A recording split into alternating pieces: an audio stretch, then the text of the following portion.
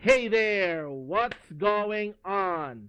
Welcome to the episode 1 of my web development journey, and I will show you what's the progress of my HTML program, and let's go! Mao na itong nahimo na code for update na ni update. First, H1 text. This is murag header ni siya, World of One Piece. Makita ni mo diri siya sa tumoy, tara World of One Piece. And then next is kani kay comment na siya, kani naka green, highlight green. One Piece link ni siya, kaning see more link.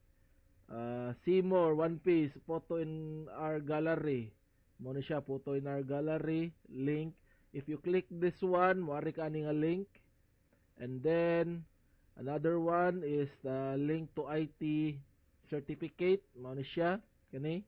Kung moari ka ning link sa mga ganahan nimo IT certificate. And then this one, this code, this Champ Manganello, it's a picture nga pwede siya mahimo nga link. For example, kani imo na i-click, moari ka ning manga site, kabasa ag manga diri. And then this one is a text, mo ni siya kaning my web developer journey. Na siya unordered list, kaning UL unordered list nya, kani list. Ato ning edit na to sayop. 1, 2, 3, and then unordered list, pwede siya magkabaliktad. And then mao ni siya kani. And then na siya picture sa ubos, figure, image, monkey dilupi ang alternative. Fake caption, na siya caption nga Pirate King. Ang king, this king is being emphasized, naka-italic siya, kabantay mo, naka-italic. And then for the next code, H3 habits of becoming a web developer. 3 habits kana siya, H3 na siya. And naka-ordered list na siya, OL, kaning OL nga code nya, list LI mo na siya. Automatic siya mo numbering, no, kabantay mo. Ngari siya wala siya ginamberan dira, pero ngari kay ordered list man siya, na siya automatic number 1, 2, 3. I don't know, di pa ko kibaw kung ano na inana na siya, but I will get mo dive deep to ana, but the next video na siguro na. And then for the figure, kani Sonic picture ni siya, JF picture, out moving Sonic. And ay caption nga, Shanks loves Sonic so much, nya ang loves atong gi-bold na ang code na kay strong man strong. So tanaw ni mo diri na Sonic nga JF picture nga ni move na siya. And then ang caption niya is kani nga ang loves naka-bold siya. Di mao na siya.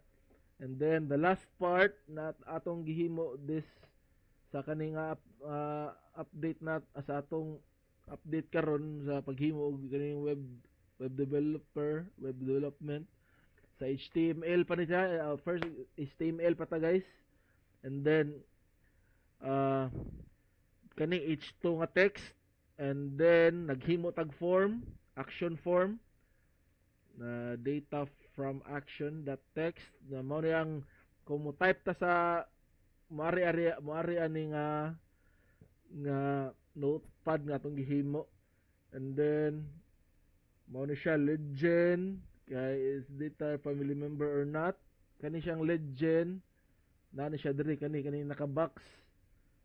Is your data you enter is a family member or not.